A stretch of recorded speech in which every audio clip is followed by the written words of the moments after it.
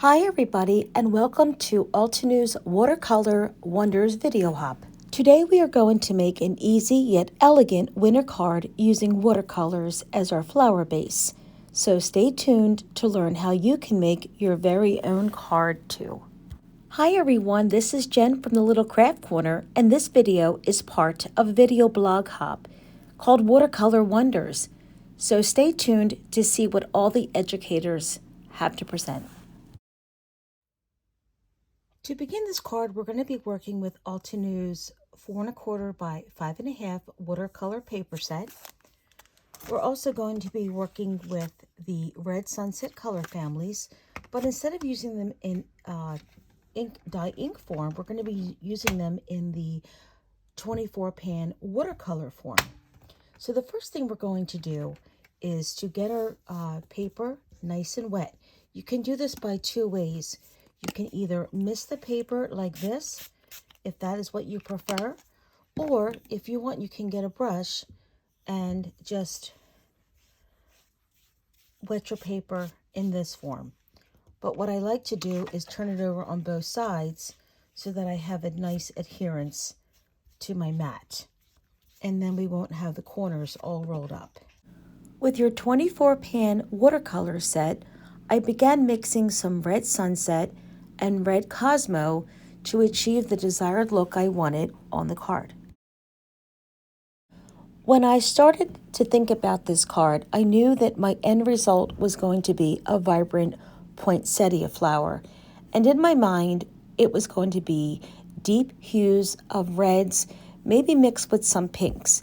So that's where I got my creativity.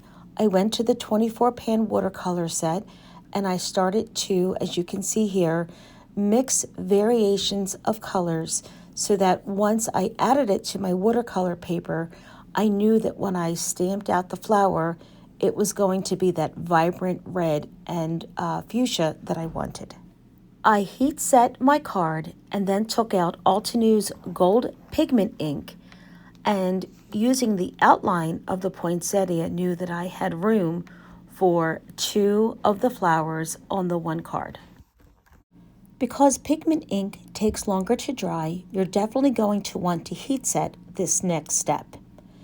Then, using one of the layering images from the stamp set, I took the velvet dye ink and stamped my image 2 times for a dark, crisp look.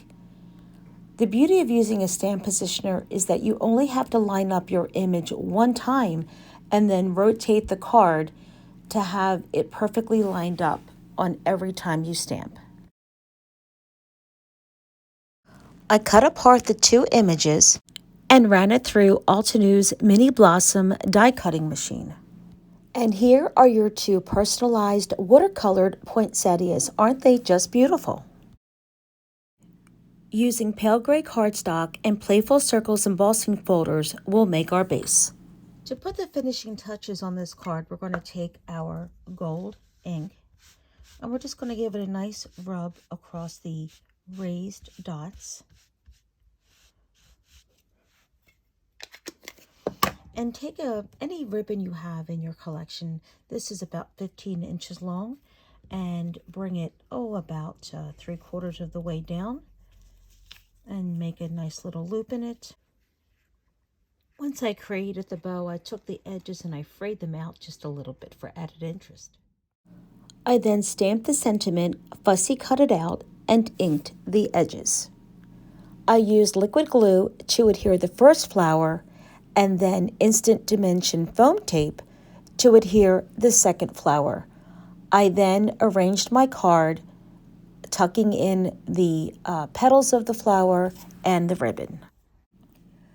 Our finishing touch is to add the sentiment.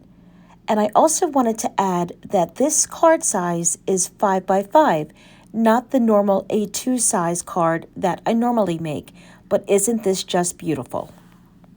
I hope that you will try to make a card of your own, and don't forget to hop along with us. The next stop in the hop is in the description. Bye-bye.